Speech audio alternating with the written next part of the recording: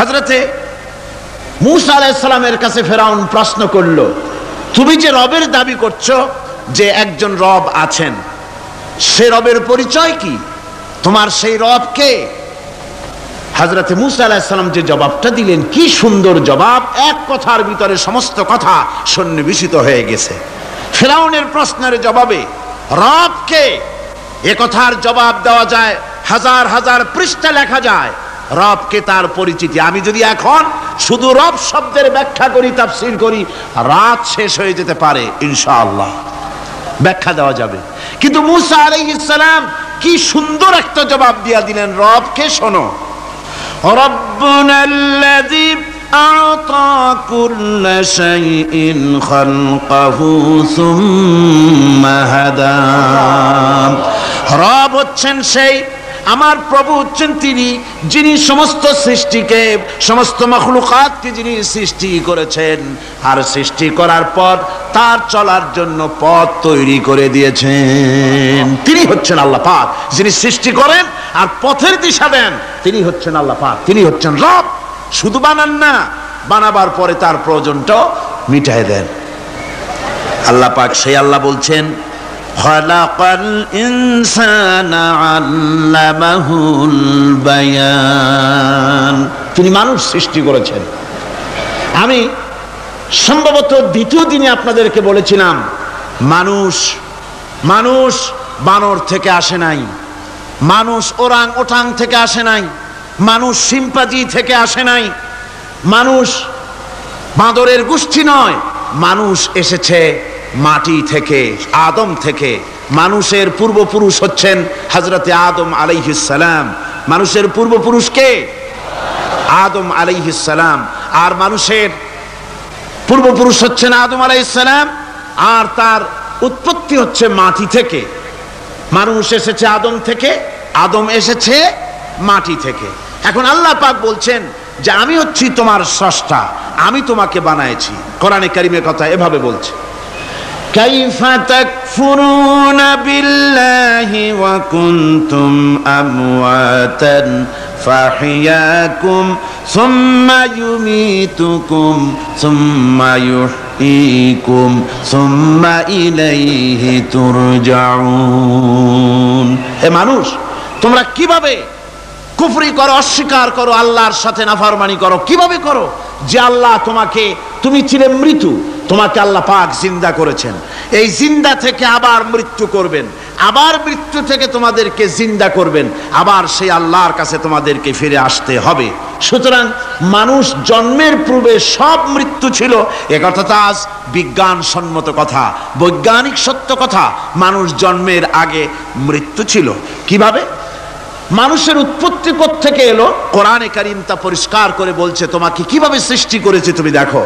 সন্তান মায়ের জরায়ুতে আসার পূর্বে সে ছিল পিতার শুক্রকীট আর মায়ের ডিম্বাণু, অর্থাৎ স্পার্মটোজন এবং ওভাম, এই দুটি জিনিসের মধ্যে সে বিভক্ত ছিল।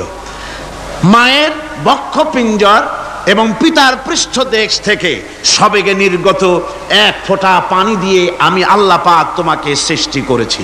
কোরআনে কারীম বলছে, হাল আতা আলাল ইনসানি হিনুম মিনাদ দাহরি লাম ইয়াকুন শাইআম মাযকুরা।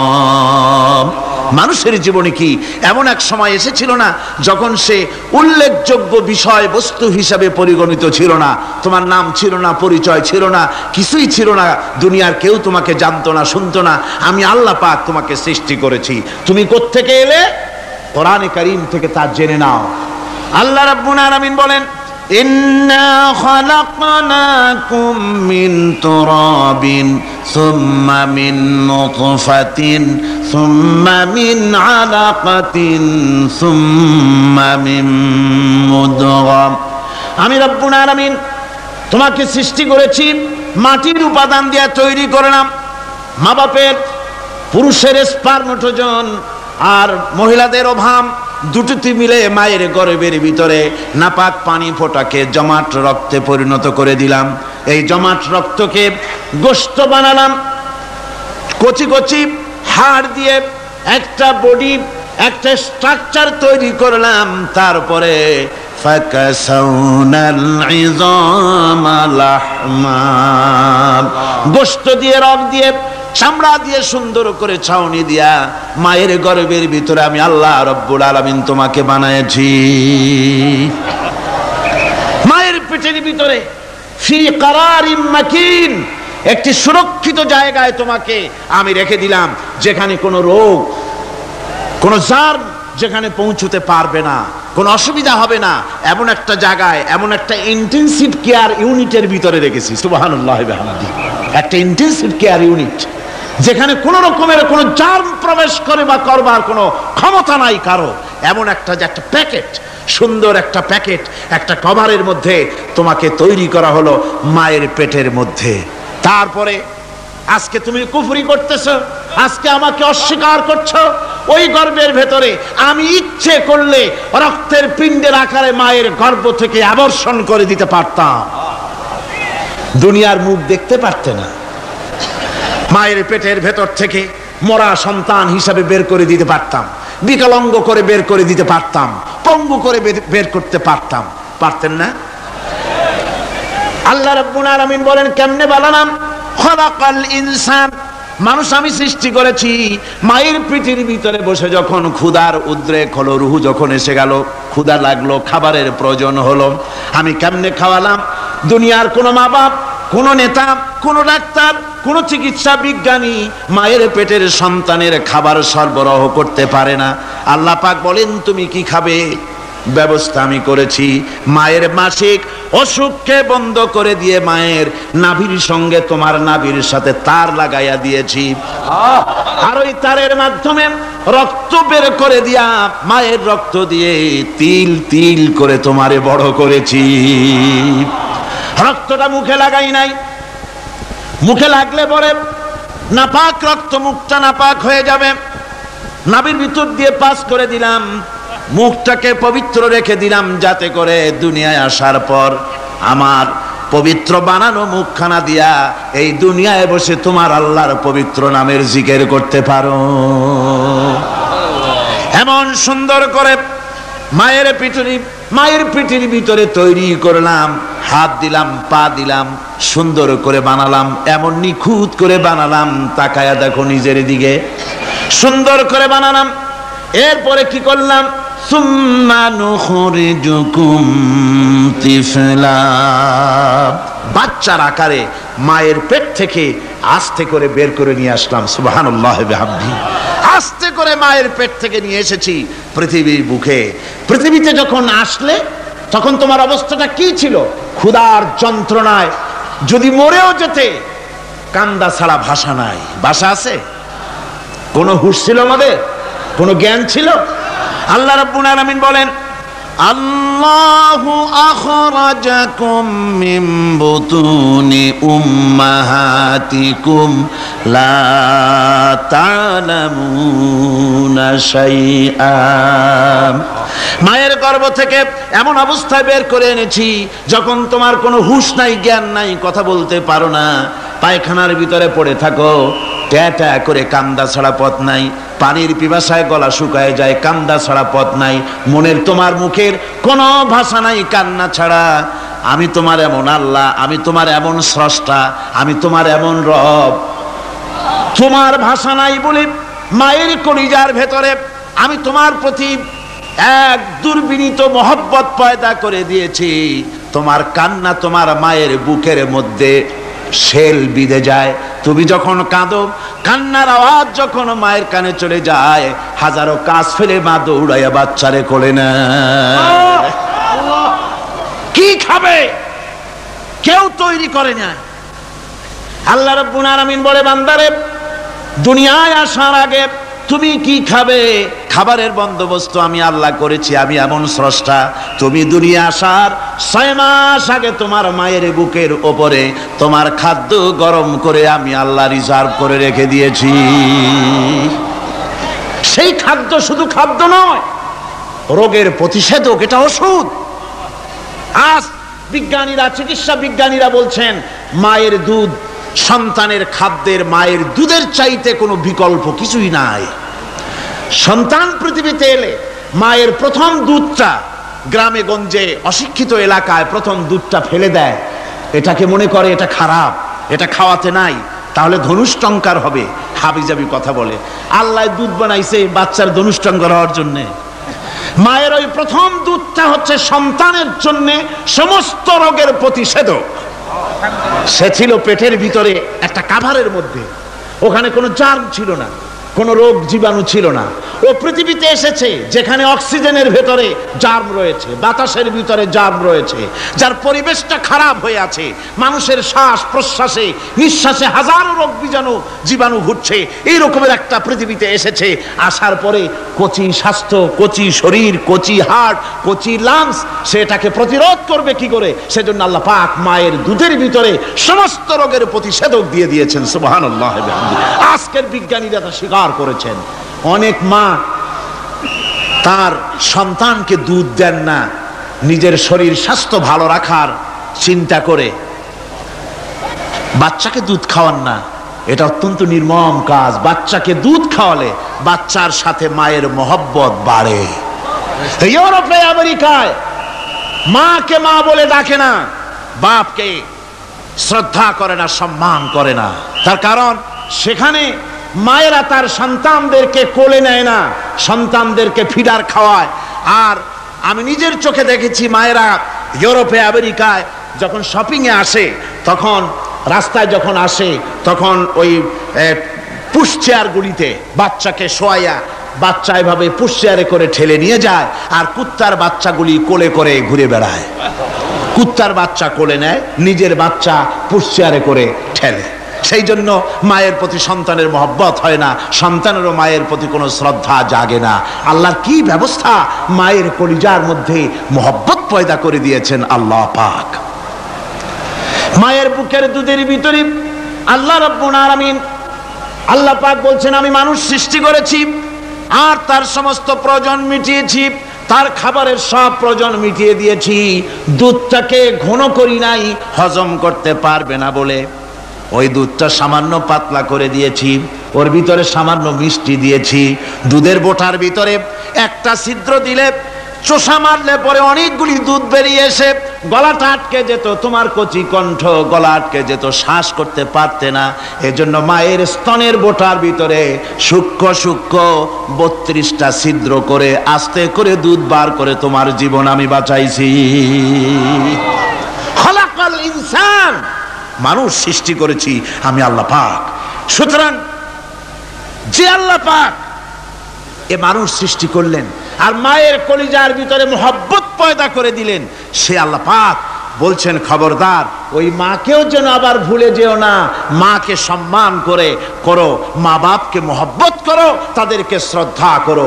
বউ পাইয়া, সুন্দরী স্ত্রী পেয়ে মায়ের কথা ভুলে যেও না। অনেক সাহেব আছে মায়ের কথা ভুলে যায়, স্ত্রীর কথা অনুযায়ী মায়ের উপর অত্যাচার করে, এরকমও বহুত আছে। আল্লাহ পাক বলছেন, শোনো, وَقَضَى رَبُّكَ أَلَّا تَعْبُدُوا إِلَّا إِيَّاهُ وَبِالْوَالِدَيْنِ إِحْسَانًا। তোমার প্রভুর পক্ষ থেকে ফয়সালা হয়েছে, চূড়ান্ত সিদ্ধান্ত হয়ে গিয়েছে, আমি আল্লাহর ইবাদতের পর তোমার মা বাপের ইহসান করবে, খেদমত করবে, তাদের জন্য উপকার করবে, তাদেরকে ভালোবাসবে। আল্লাহ রাব্বুল আলামিন বলেন, মা বাবার সঙ্গে কেমনে কথা বলবে, তাদের সাথে কিভাবে আচরণ করবে, আল্লাহ তাও শিখিয়ে দিয়েছেন। আল্লাহ পাক বলেন, ওয়ালা তাকুল লাহুমা ওয়া কুল লাহুমা কাওলান কারীমা। মা বাবার সাথে সম্মানজনক কথা বলো। ওয়া কুল লাহুমা কাওলান কারীমা, সম্মানজনক কথা বলো। মাথায় ঝাঁকি দিয়ে রাগ করে চোখ মোটা করে কথা বলো না। তুমি সন্তান, তোমার জন্য সবচাইতে বড় পীর তোমার আব্বা, তোমার আম্মা, ঠিক কিনা কন? ছেলের জন্য, মেয়ের জন্য, সন্তানের জন্য সবচাইতে বড় পীর কে? বাপ মা। এটা ভালো করে মনে রাখতে হবে। আপনার মাওলানা সাহেবদের দোয়া, পীর সাহেবদের দোয়া কবুল হতেও পারে, নাও হতে পারে। 50-50 সম্ভাবনাও আছে, আবার সম্ভাবনা নাই। কিন্তু মা বাপের দোয়া কবুল হবে 100% সিউরিটি রয়েছে। রাসূলুল্লাহ বলেছেন 3 জনের দোয়া কবুল হবে, মুস্তাজাবুদ দাওয়াত। কয়জনের দোয়া কবুল হবে? আল্লাহ রাব্বুল আলামিনের হাবিব বলেন 3 জনের দোয়া কবুল হবে আল্লাহর দরবারে। তার মধ্যে একজন হলেন মাজলুম ব্যক্তি, যে ব্যক্তি অত্যাচারিত, যে ব্যক্তি মুসাফির, প্রবাসী, তার দোয়া কবুল হবে। আর মা বাপ যদি সন্তানের জন্য দোয়া করে, ওই দোয়া আল্লাহ রাব্বুল আলামিনের দরবারে মঞ্জুর হয়ে যায়।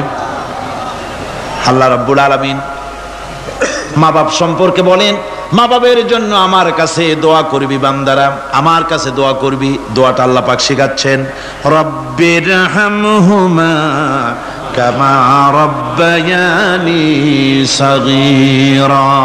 পড়েন সবাই, রব্বির হামহুমা কামা রব্বায়ানি সাগীরা। একটু জিকির করেন, লা ইলাহা, একটা ফ্যান আনতে হবে, মাস্ক। লা ইলাহা ইল্লাল্লাহ, লা ইলাহা ইল্লাল্লাহ, লা ইলাহা ইল্লাল্লাহ, লা ইলাহা ইল্লাল্লাহ মুহাম্মাদুর রাসূলুল্লাহ।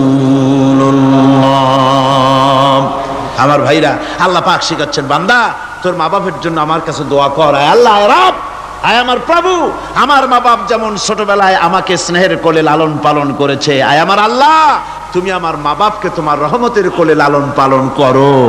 আল্লাহ শিখাই দিয়েছেন। আমার ভাইরা, প্রত্যেক নামাজের পরে এই দোয়াটা ভুলে যাবেন না। ভুলে যাবেন? ভুলে যাবেন? আমার ভাইরা, আমার বোনেরা, সবাই প্রত্যেক নামাজের পরে পড়বেন, রব্বির হামহুমা কামা রব্বায়ানি সাগীরা। এই দোয়া করতে কেউ ভুলে যাবেন না। আল্লাহ রাব্বুল আলামিন বলে, বান্দারে, ওয়া ওয়াসাইনাল ইনসানা বিওয়ালিদাইহি ইহসানা হামালাতুহু উম্মুহু কুরহা ওয়া ওয়াদাতুহু কুরহা। আল্লাহ পাক বলেন, আমি পৃথিবীর সমস্ত মানব মণ্ডলীকে উপদেশ দিয়েছি, মা বাপকে সম্মান করো, শ্রদ্ধা করো, তাদের উপকার করো। তার কারণ হলো তোমার মা তোমাকে গর্ভে ধারণ করেছে অত্যন্ত কষ্টের সাথে। আল্লাহ বলতেছেন, মা তোমাকে গর্ভ ধারণ করেছে অত্যন্ত কষ্টের সাথে, এরপরে তোমাকে ডেলিভারি করেছেন অত্যন্ত কষ্টের সাথে, তোমাকে ডেলিভারি করেছেন। আমার ভাইয়েরা, জনাব অধ্যাপক মফিজুর রহমান সাহেব আমাকে বলছেন যে মাহফিলের চতুর্দিকে তার কাছে, ওনাদের কাছে রিপোর্ট এসেছে, এক শ্বাসরুদ্ধকর পরিবেশ সৃষ্টি হয়ে গিয়েছে। মহিলাদের ভেতরে 3 জন নাকি সেন্সলেস হয়ে পড়েছেন, এত প্রচন্ড ভিড় হয়েছে সেখানে। আমি আপনারা দোয়া করুন, আল্লাহ যেন এই মাহফিলকে সুন্দর রূপে পরিচালিত করে দেন, রহমতের হাওয়া যেন বহায় দেন। জোরে কোন আমিন, আরো জোরে কোন আমিন। আমি দেখতে পাচ্ছি আপনারা ঠাসাঠাসি করে বসেছেন, তারপরেও আল্লাহ পাক কোরআন শরীফে বলেছেন, তোমরা যদি অপর ভাইকে একটু জায়গা করে দাও, নিজের জায়গা কম করে, আল্লাহ বেহেশতের মধ্যে তোমার জায়গা বাড়াই দিবেন। আল্লাহ পাক কোরআন শরীফে বলেছেন। আমি সমস্ত মুসলমান, একজনও দাঁড়াবেন না, এক বান্দাও দাঁড়াবেন না। বসা অবস্থায় আপনারা সামনের দিকে চেপে আসেন, এই মঞ্চের দিকে বসা অবস্থায় সমস্ত মানুষ নড়ে চড়ে বসেন, হরকতে বরকত হবে, নড়ে চড়ে বসেন। আর এই ফাঁকে দাঁড়াবেন না, খবরদার। বসা অবস্থায় মঞ্চের দিকে চেপে আসেন আর জোরে সোরে মহব্বতের সাথে জিকির করেন, লা ইলাহা ইল্লাল্লাহ। গভীর রাত্রে মানুষ সব ঘুমায় যায়, গর্ভবতী মা ঘুমাতে পারে না, সন্তান পেটের ভিতরে হাঁটু দিয়া গুতা মেরেছে, পা দিয়া লাথি মেরেছে। মা চরম শীতের রাত্রে, প্রচন্ড শীতের রাতে গায়ের লেপটা সরায় দিয়া মা একবার দাঁড়ায় আর একবার বসে, একবার দেওয়ালের সাথে হেলান দিয়া দাঁড়ায়, কষ্ট করে রাতটারে কাটায় দেয়। আবার সারাদিন সংসারের জন্য কাজ করেছেন, রান্না বান্না করেছেন মা, সকলকে খাওয়াইয়া মা শেষের দিকে খেতে গেছেন। যখন নিজে খেতে গেলেন, খাবারের ক্ষুধা নিয়ে, পেট ক্ষুধা নিয়ে খেতে বসেছেন, পেটের ভিতরে সন্তান লাথি মেরেছে, পেটের মধ্যে ঘুষা মেরেছে, হাঁটু দিয়া গুতা মেরেছে, ভরা পেটে, পেটের ভিতরে সন্তান গুতা মারলো হাঁটু দিয়া, মাথা দিয়া। মা ক্ষুধা রয়েছে পেটে, খেতে পারলেন না, বেদনা শুরু হয়েছে। খাবারের থালাটা ঠেলে দিয়ে মা দাঁড়ালেন, বসলেন, চোখের পানি ফেললেন। এভাবে করে মা একটা দুইটা দিন নয়, 10টি মাস পর্যন্ত সন্তানটাকে পেটের মধ্যে নিয়ে, একটা জীবিত মানুষ আর একটা জীবিত সন্তান পেটের মধ্যে নিয়ে নড়াচড়া করছেন, চলাফেরা করছেন।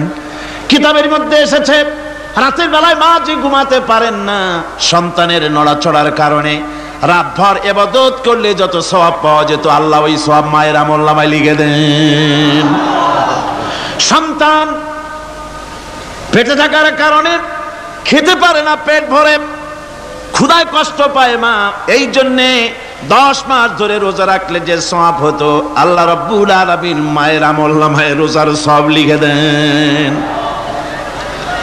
10 মাস পুরে গেল, সন্তান ডেলিভারির সময়ে চলে এলো।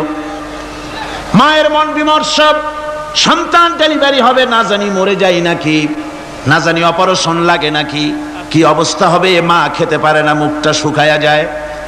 ডেলিভারির সময় যখন আসে, মা বাবার কাছ থেকে বিদায় নিয়ে যায়, স্বামীকে একান্তে গোপনে ডেকে নিয়ে বলে, প্রাণের স্বামী, দীর্ঘদিন একসঙ্গে ঘর কন্যা করেছি, অপরাধ হয়ে যেতে পারে, আমারে মাফ করে দিও। আমার মনে হয় এবার আমি আর বাঁচবো না। সংসার থাকলো, চাবি থাকলো, সব বুঝে নাও, আমারে মাফ করে দিও। মা চলে গেল সতিকা গৃহে, ক্লিনিকে চলে গেল, অপারেশন থিয়েটারে চলে গেল, অথবা ডেলিভারির জায়গায় চলে গেল। ডেলিভারি পেইন শুরু হয়ে গেল, বেদনা শুরু হয়ে গেল। এক একটা বেদনা যেন মায়ের এক একটা মৃত্যু যন্ত্রণা শুরু হয়ে যায়। এমন যন্ত্রণা, প্রসব বেদনা দুনিয়ার ভুক্তভোগী মা ছাড়া আর কেউ জানে না। এই চরম বেদনার ভেতর দিয়ে, চরম কষ্টের ভিতরে মা যখন একটা বাচ্চা প্রসব করলো, জিহাদের ময়দানের মতো মা রক্তাক্ত হয়ে গেলেন, সন্তান দুনিয়ায় এলো। মা তখন অস্থির থাকেন। এত বড় বিরাট কষ্টের ভিতরে আল্লাহ রাব্বুল আলামিন বলেন, সন্তান যখন ডেলিভারি হয়ে গেল, মায়ের মনের ভিতরে আমি তখন এই ফিলিংস, এই টেন্ডেন্সি জাগ্রত করে দিই, দেখ কি হয়েছে। মা তখন দেখতে চায় কি হয়েছে। মায়ের সামনে যখন এত কষ্টের, হৃদয় রিংরানো, কলিজার 32টি নাড়ি ছেঁড়া যন্ত্রণার সন্তান যখন মায়ের চোখের সামনে আসে, আল্লাহ পাক বলেন, মা যখন তার ছেলের মুখের দিকে তাকায়, মেয়ের মুখের দিকে তাকায়, আল্লাহ বলেন 10 মাসের পেটে ধরা কষ্ট আর ডেলিভারির সব কষ্ট মায়ের মন থেকে মুছে ফেলে দেই। আল্লাহ রাব্বুল আলামিন বলেন, খবরদার দুনিয়ার মানুষ, এমন মায়ের সাথে নাফরমানি করবি না, এ মায়ের সাথে নাফরমানি করবি না, মাকে সম্মান করবি, মার কাছে দোয়া চাবি। দুনিয়ায় যদি সম্মান চাও, রিজেক্ট চাও, মায়ের পায়ে ধরে কাঁদো। মায়ের জাতি অনেক সম্মান তার। রাসূল করিম সাল্লাল্লাহু আলাইহি সাল্লামকে প্রশ্ন করা হয়েছে, হুজুর খেদমত করব কার? হুজুর কয় মায়ের। তারপরে কার? হুজুর কয় মায়ের। তারপরে কার? হুজুর বলেন মায়ের। তারপরে কার? তোমার পিতার। 3 গুণ, তোর মায়ের মর্যাদা 3 গুণ বেশি, তোর বাপের চাইতে মর্যাদা বেশি। সুবহানাল্লাহ পড়েন। আর আজকে ইসলামের শত্রুরা তারা বলে যে ইসলাম নারীর অধিকার আদায় করে নাই। নারীর অধিকার ইসলাম দেয় নাই তো কে দিয়েছে? আমার বন্ধুগণ, বিশ্বনবী জনাব মুহাম্মদ রাসূলুল্লাহ সাল্লাল্লাহু আলাইহি ওয়াসাল্লাম মসজিদে নববীর ভিতরে বসে আছেন। এক বৃদ্ধা মহিলা মসজিদের মধ্যে প্রবেশ করলেন। হুজুর বৃদ্ধাকে দেখে দাঁড়ায় গেলেন, বিশ্বনবী বুড়ি মেয়ে লোককে দেখে দাঁড়ায় গেলেন। আল্লাহর নবী বুড়িকে দেখে দাঁড়ালেন। বুড়ি যখন কাছে এলেন, আল্লাহর নবী নিজের গায়ের চাদর বুড়ির জন্য বিছায়া দিলেন। বুড়ি বসলেন। এরপরে কথাবার্তা সারার পর বুড়ি যখন বিদায় হবেন, হুজুর আবার দাঁড়ালেন। বুড়ি মহিলা চলে গেলেন। সাহাবায়ে কেরাম বলেন, ইয়া রাসূলুল্লাহ, কিছুই বুঝলাম না, একজন বৃদ্ধা মহিলার জন্য বিশ্বনবী দাঁড়ান আর গায়ের চাদর বিছান, আমরা বড় আশ্চর্য হয়ে গেলাম। নবীজি বলেন, ও আমার সাহাবীরা, তোমরা জানো না এই মহিলা কি চিনতে পারো নাই? আমি আমার মায়ের দুধ আমার জীবনে কিসমতে তেমন হয় নাই, আমি আমার মায়ের দুধ তেমন কিসমতে পাই নাই। যার বুকে দুধ খেয়ে, যার কোলে কাখে চড়ে আমি বড় হয়েছি, আমার সেই দুধ মা ইনি হযরতে হালিমাতুস সাদিয়া, আমার সেই দুধ মা। রাসূলুল্লাহ নিজে সম্মান দিয়েছেন মায়ের। খবরদার, মাকে অসম্মান করবেন না, মাকে সম্মান করবেন, মাকে শ্রদ্ধা করবেন। আমার বন্ধুগণ, আলেম ওলামা পীর বুজুর্গদের জন্য হাদিয়া তো দেন, আপনারা কোনো নিষেধ নাই, দেন। হাদিয়া দেওয়াও সুন্নত, নেওয়াও সুন্নত, দিবেন, আমি কোনো নিষেধ করি না। কিন্তু আমি বলতে চাই, পীর বুজুর্গদের কাছে, আলেম ওলামাদের কাছে হাদিয়া দিয়া আল্লাহরে যত না খুশি করতে পারবেন, এই ডালিম বেদানার মৌসুমে বেদানা একটা ভেঙে নিজ হাতে যদি মায়ের মুখে তুলে দেন, আল্লাহর আরশ খুশি হয়ে যাবে, আল্লাহর আরশ আজিম খুশি হয়ে যাবে, আল্লাহ পাক খুশি হয়ে যাবেন। মায়ের খাওয়াও, বাপকে খাওয়াও, তোমার সবচেয়ে বড় পীর তিনি। সুবহানাল্লাহ পড়ে, সুবহানাল্লাহ। মা বাপ যদি একটু দোয়া করে দেয়, তোমার জিন্দেগির কাম শেষ। একটু বদদোয়া করলে জাহান্নামে যাবা। কোন পীর সাহেব বদদোয়া করলে জাহান্নামে যাবে এমন কথা নয়, কোন মাওলানা বদদোয়া করলে দোজখে যাবে এমন কথা নয়। রাসূল বলেছেন, হুমা জান্নাতুকা ওয়া নারুকা, মা বাপ তোমার বেহেশত, মা বাপ তোমার জাহান্নাম। মা বাপ যদি অসন্তুষ্ট হয় দোজখে যাবি, আর মা বাপ যদি খুশি আল্লাহর জান্নাতে চলে যাবি। সুবহানাল্লাহ, সুবহানাল্লাহ, সুবহানাল্লাহ। মায়ের পায়ের তলে তোর বেহেশত। আমরা পুরুষ, আমাদের গত বছরও বলেছি, আমরা পুরুষ, আমাদের পায়ের তলে জুতা, আমাদের পায়ের তলে কি? শুধু জুতা। আর আমার মা, আমার মায়ের জাতি যারা এই প্যান্ডেলে বসে আছেন, আমার মায়েরা বোনেরা, মায়ের জাতি যারা পৃথিবীতে, মায়ের জাতির পায়ের তলে আল্লাহর বেহেশত। সুবহানাল্লাহ। নারীর মর্যাদা ইসলাম দেয় নাই, কে দিয়েছে? আল্লাহ দিয়েছেন, আল্লাহ রাসূল দিয়েছেন। আমার বন্ধুগণ, হযরত বাইজিদ বুস্তামি, ছোট্ট বাচ্চা ছেলে, গভীর রাত্রে মা অসুস্থ, পানির পিপাসায় জেগে উঠেছেন। বাবারে, পিপাসায় শেষ হয়ে গেলাম, পানি দাও। ছেলে ঘরের ভিতরে পানি না পেয়ে বাইরে দৌড়াদৌড়ি করলেন। অনেক দূর থেকে পানি নিয়ে এসে দেখেন মা ঘুমায় গেছেন। পানি নিয়ে দাঁড়ানো, পৌষ মাস, মাঘ মাসের শীতের রাত, ফজরের সময় মায়ের ঘুম ভেঙে গেল। তাকিয়ে দেখেন বাইজিদ দাঁড়ানো, হাতে পানি থরথর করে কাঁপছে। জিজ্ঞাসা করে, বাইজিদ তুমি দাঁড়ানো কেন? ছোট্ট বাচ্চা বলে, মা পানি চেয়েছিলে তুমি গভীর রাত্রে, পানি ঘরে ছিল না, অনেক দূর থেকে আনতে হয়েছে। মা বলছে, ঘুমাও নাই কেন গ্লাস থুইয়া? বাচ্চা বলে, ঘুমাই নাই, তুমি যদি আবার পানি চাও, সময় মতো যদি দিতে না পারি, মা তোমার কষ্ট হবে, এই জন্য ফজর পর্যন্ত আমি দাঁড়ায় আছি, কখন তুমি পানি চাও। মা হাতের থেকে পানি নিয়ে পান করলেন। বাইজিদকে বিছানার উপরে আরাম করে কম্বল দিয়ে ঘুম পড়াইয়া দিলেন। হযরত বাইজিদের মা উযু করে ফজরের নামাজ পড়ে সিজদায় চলে গেলেন। চিৎকার মেরে কেঁদে বলেন, আমার রব, আমার আল্লাহ, আমি আমার বাইজিদের মা, আমি মা হয়ে বাইজিদের জন্য দোয়া করি। বাইজিদ আমার জন্য আজকে যা করেছে, আমি মা, আমার কলিজা ঠান্ডা হয়ে গেছে। হায় আল্লাহ, আমি বাইজিদের জন্য দোয়া করি, তুমি তাকে সুলতানুল আরিফিন বানাইয়া দিও।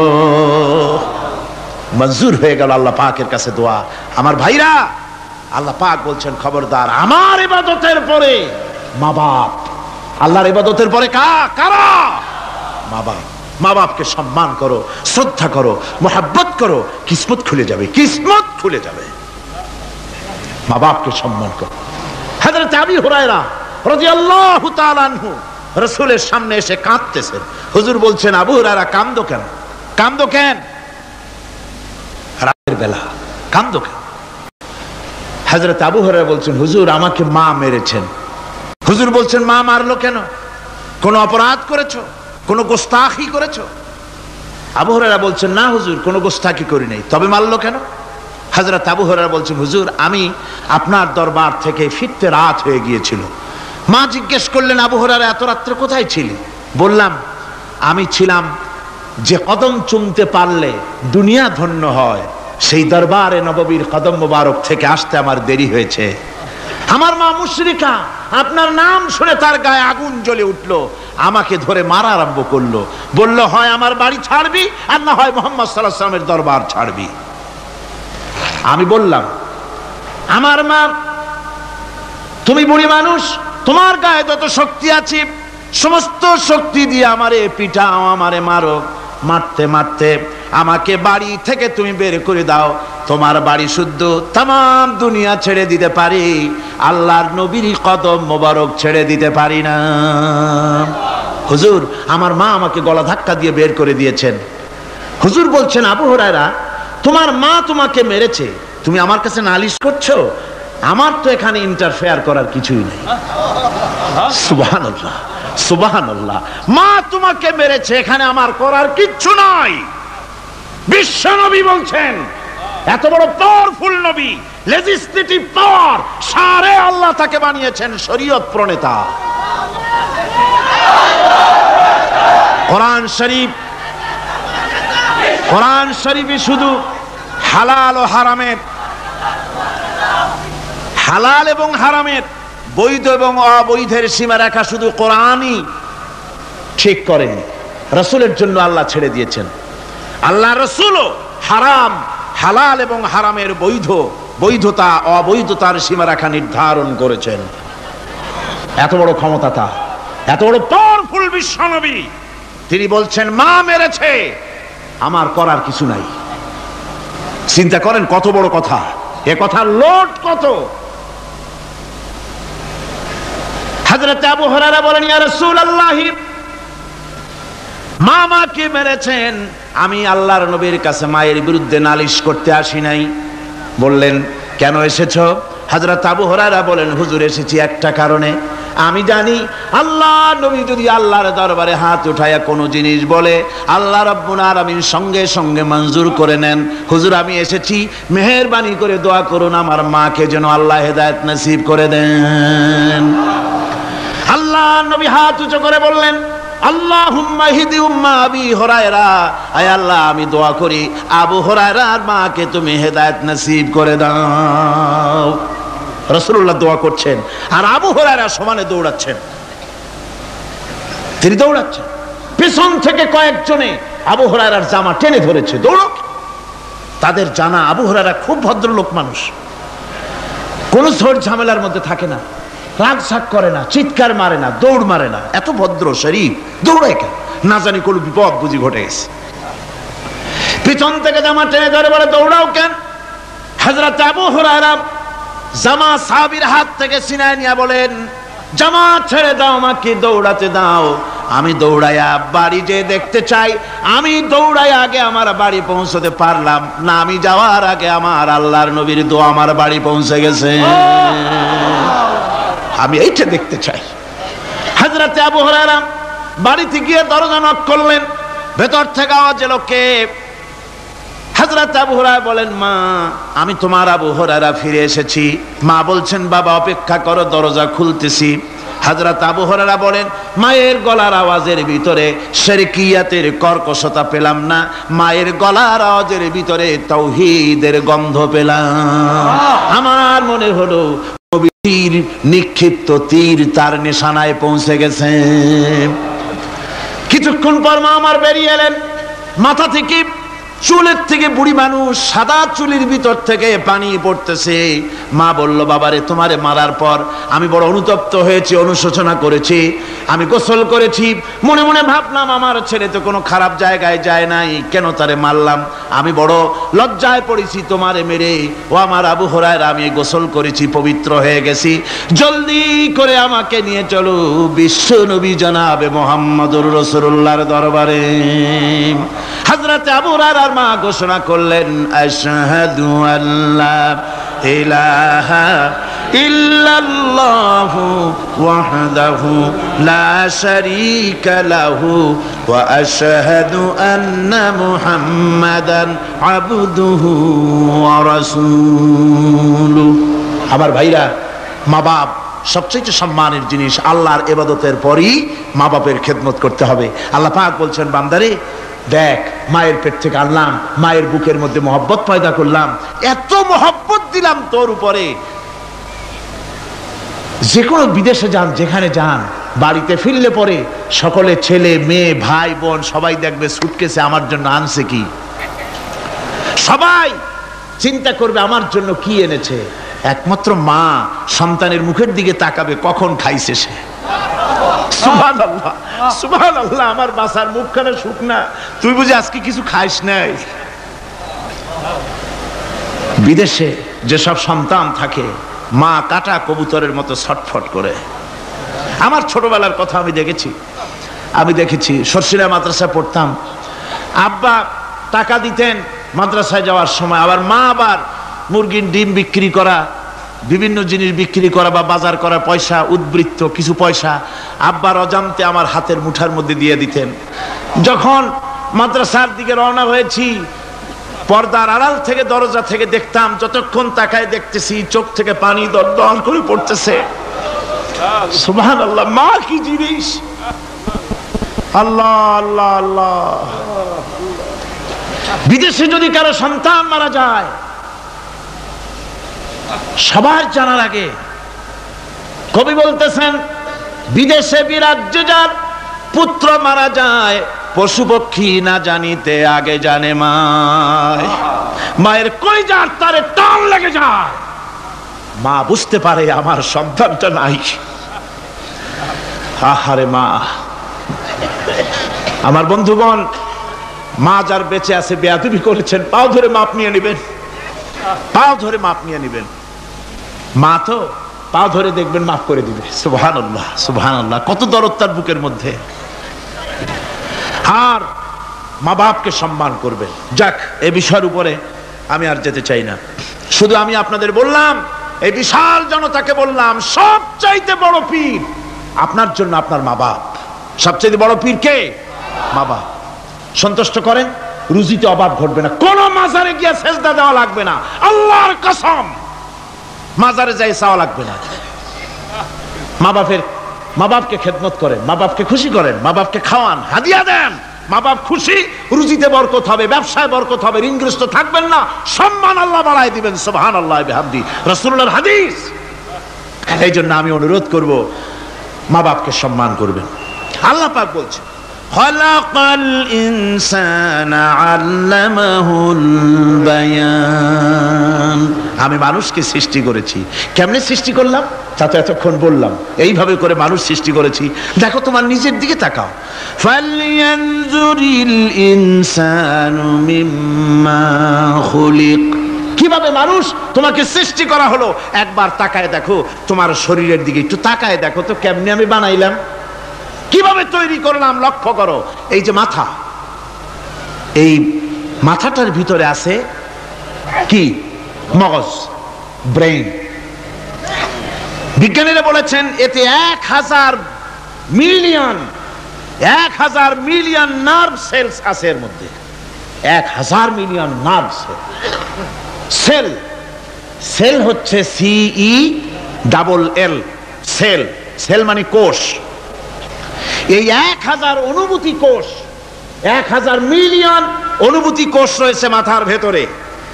মস্তিষ্কের এসব কোষগুলি, এসব সেলগুলি, তার মধ্যে আবার আছে নার্ভ ফাইবার, অর্থাৎ সূক্ষ্ম সূক্ষ্ম নার্ভ সুতা, সমগ্র শরীরের মধ্যে তা ছড়িয়ে দেওয়া আছে। এই সূক্ষ্ম সুতার মাধ্যমে ঘন্টায় 70 মাইল বেগে শরীরের প্রত্যেকটা অঙ্গ প্রত্যঙ্গের খবর মস্তিষ্কের মধ্যে চলে যায়। সুবহানাল্লাহ বিহামদিহি।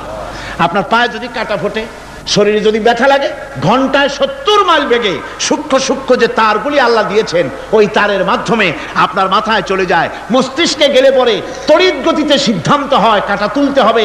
অথবা একটা সাপ দেখেছেন, সাপ প্রথম চোখ দিয়ে দেখলেন, চোখ, এই চোখের ভিতরে আপনার 130 মিলিয়ন লাইট রিসেপ্টর আছে, অর্থাৎ বিভিন্ন দৃশ্যকে, ছবিকে ক্যাচ করার মতো 130 মিলিয়ন লাইট রিসেপ্টর গ্রহণযোগ্য। মেশিন রয়েছে চোখের ভিতরে, চোখ দিয়ে সাপ দেখলেন, চোখের ভিতরে রয়েছে আবার অসংখ্য তার, এই অসংখ্য তার ব্রেনের সঙ্গে জুড়ে দেওয়া আছে। চোখ সাপ দেখলো, 70 মাইল বেগে প্রতি ঘন্টায় এই খবর তড়িৎ প্রবাহের মতো মস্তিষ্কের ভেতরে চলে গিয়েছে। মস্তিষ্ক সঙ্গে সঙ্গে ডিসিশন দিচ্ছে, দৌড় মারো অথবা লাঠি হাতে নাও অথবা যে কোনো একটা পজিশন তাকে সাথে সাথে সিদ্ধান্ত দিয়ে দিচ্ছে। জোরে বলেন সুবহানাল্লাহ। এই অনুভূতি শক্তি যদি আল্লাহ পাক না দিতেন মানুষের শরীরে, পায়ের মধ্যে পাথর ঢুকলে, কাটা তো কাটা, পাথর ঢুকলেও টের পাইতাম না। আল্লাহ পাক এই ব্যবস্থা করে দিয়েছেন মস্তিষ্কের মধ্যে এতগুলি সেল, প্রত্যেকটা সেলের আলাদা আলাদা কাজ।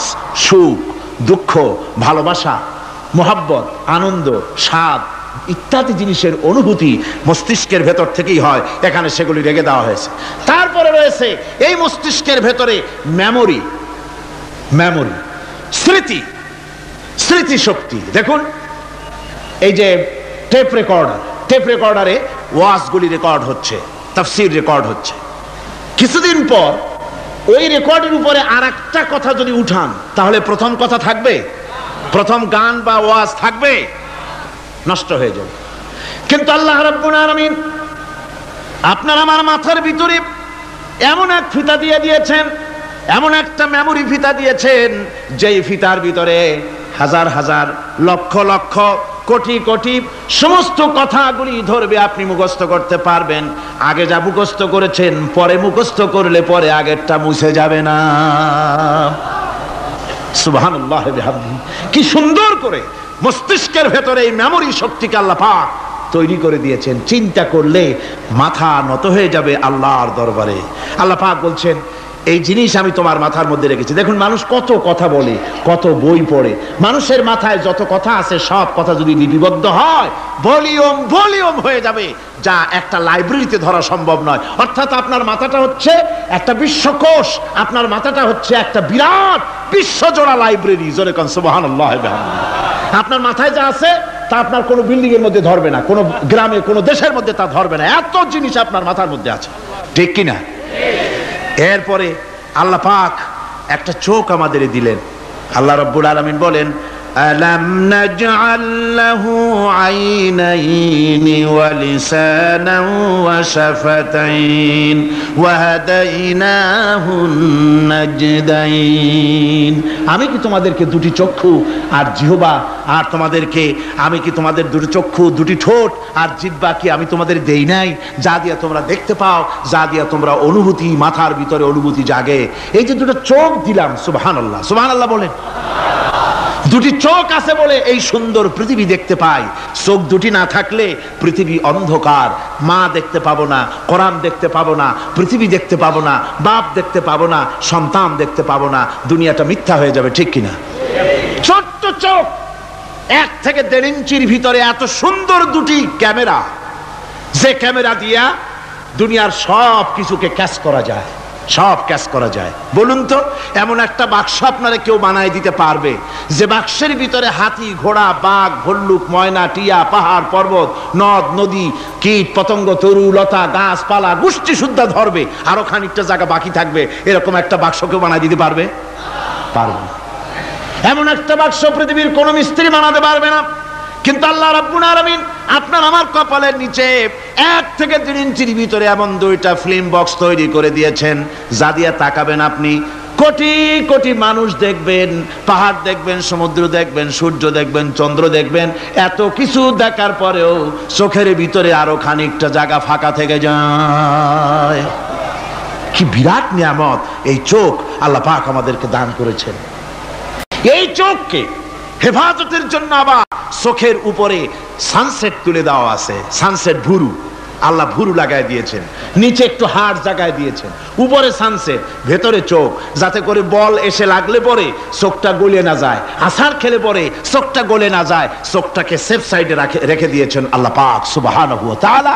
আল্লাহ পাকের কাছে শুকরিয়া তো আদায় করলাম না, আদায় করি। আসুন পড়ি আমরা সবাই, আলহামদুলিল্লাহি রাব্বিল আলামিন।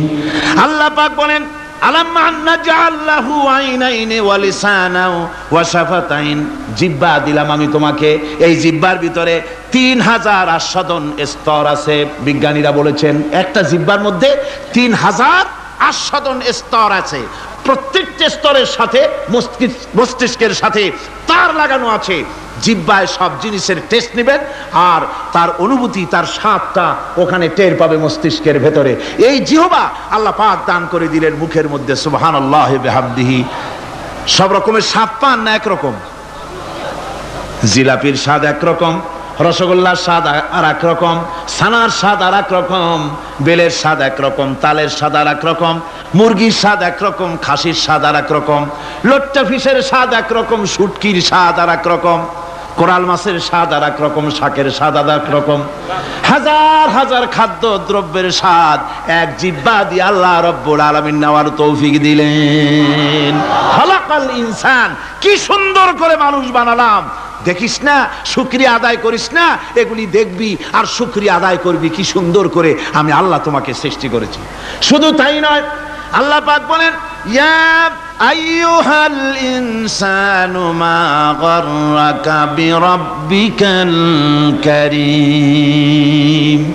ও মানুষ, কোন জিনিস তোমাকে ধোঁকায় ফেলে দিল তোমার মহান প্রভুর ইবাদত থেকে, গোলামি থেকে? কোন জিনিস তোমারে ধোঁকায় ফেলে দিল? কেন ধোঁকায় পড়ে গেলে? আল্লাহ রাব্বুল আলামিন তাই বলেন ইয়া আইয়ুহাল ইনসানু মা গাররাকা বিরাব্বিকাল কারীম। কোন জিনিস তোমাকে ধোঁকায় ফেলে দিল ওই মহান আল্লাহ রাব্বুল আলামিনের ইবাদত থেকে, গোলামি করা থেকে? কি সুন্দর করে বানালাম। আমার ভাইরা, আমার নিজের জীবনের এক দৃষ্টান্ত আমি প্রায় বলি লোকদেরকে। ছোটবেলায় মাদ্রাসা থেকে বাড়ি ফিরতেছি, তখন গয়নার নৌকা, লঞ্চ নাই, নৌকা। সেই নৌকা বিরাট লম্বা নৌকা, 4-5 জনে দাঁড় বায়, বড় বড় লম্বা লম্বা দাঁড়, ছিপ নৌকা, খুব লম্বা নৌকা। এই নৌকাগুলি প্যাসেঞ্জার বহন করে। স্টেশন আসতে পরে ঢোল পিঠায়, মানুষ এসে ওঠে। রাতের বেলায় চলতে হয়, রাতেই এগুলো চলতো বেশি, আজকাল এগুলি আর নাই। সেই নৌকার মাঝখানে থাকতো বাঁশ পোতা, 2 দিকে মানুষ শোবে, নৌকার 2 দিকে মাথা দিয়ে, একদিকে পা দিয়ে শোবে। ছাত্র জীবন, শুয়ে আছে এরকম করে, কিন্তু পা লম্বা করা যায় না, পা লম্বা করলে আর একজনের বুকের উপরে গিয়ে ওঠে। এভাবে করে পা কতক্ষণ গোটো করে রাখা যায়? কিছুক্ষণ পর মনের মধ্যে চিন্তা জাগলো যে আল্লাহ, হাঁটুতে তো ব্যথা করতেছে, এই হাঁটুগুলি যদি নাট বল্টুর মতো মোড়ায় মোড়ায় খোলার সিস্টেম করে দিতে, তাহলে তো এখন কষ্ট হতো না। ঠ্যাংডারে মোড়ায়া খুলিয়া তারপরে ব্যাগের মধ্যে ভরিয়া বালিশের কাজে হতো, ঠ্যাংও ব্যথা করতো না। ছাত্র হলে যত চিন্তা মাথার মধ্যে আসে, এইসব চিন্তা, কেনুর মধ্যে একটা মুড়ি প্যাঁচ হলে ভালো হইতো, এইসব চিন্তা করতেছে। চিন্তা করে করে এক ফাঁকে ঘুম এসে গেল। সকালবেলায় নৌকা যখন ফিরেছে স্টেশনে, ঘুম ভেঙে গেল যাত্রীদের চিৎকারে। একজন বলছে আমার মানি ব্যাগ চুরি হয়েছে, আর একজন বললো আমার হ্যান্ড ব্যাগ গেছে, আর একজন বলছে আমার ব্রিফ কেস গেছে, চোরে নিয়ে গেছে। ওরা তো যার যার হারানো জিনিস নিয়ে ব্যস্ত। আমি তখন তওবা করতেছি যে আল্লাহ, আমার বুদ্ধিমতো যে বুদ্ধি রাত্রে করলাম, এই বুদ্ধিমতো যদি মানুষের হাতে এবং কেনুতে থাকতো নাট বল্টুর মতো করে মুড়ি পেঁয়াজ দেওয়া, আর ওইগুলি যদি থাকতো ব্রিফকেসের মধ্যে, হ্যান্ড ব্যাগের মধ্যে, তাহলে তো সকালবেলায় শুনতাম কেউ বলতো যে আল্লাহ আমার তো ঠ্যাং চুরি হয়ে গেছে, কেউ বলতো আমার তো হাত চুরি হয়ে গেছে। আল্লাহ আল্লাহ আল্লাহ আল্লাহ, আল্লাহু আকবার। আল্লাহ সুবহানাহু ওয়া তাআলা কি সুন্দর করে তৈরি করেছেন। এত হাল তারা মিন ফুতুর, আমার সৃষ্টি নৈপুণ্যতার ভেতরে কোনো ভুল দেখতে পাও? কোনো ভুল পাবে না। আমার সৃষ্টি নৈপুণ্যতার ভেতরে কোনো ভুল নাই। সুবহানাল্লাহি বিহামদিহি, সুবহানাল্লাহি বিহামদিহি।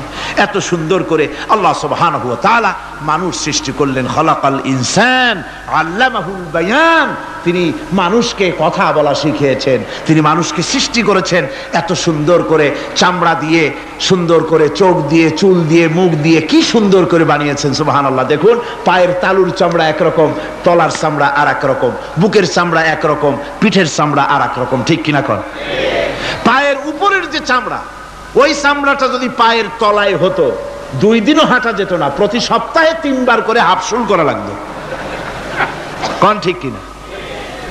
আল্লাহ সুবহানাহু ওয়া তাআলা যেখানে যেটা দরকার তাই দিয়েছেন। আর ওরা বলে কি, কয় যে আল্লাহ নাই, দেয়ার ইজ নো গড। ছাগল কোথাকার।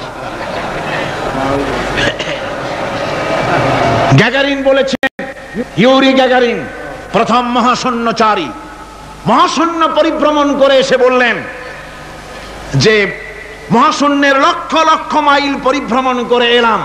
মহাশূন্যে হিন্দুরা যাকে ভগবান বলে, খ্রিস্টান যাকে গড বলে, মুসলমানেরা যারা আল্লাহ বলে, এই লক্ষ লক্ষ মাইলের কোন জায়গায় অস্তিত্ব দেখলাম না। কিসের আল্লাহ, কিসের গড? নাউযুবিল্লাহি মিন যালিক।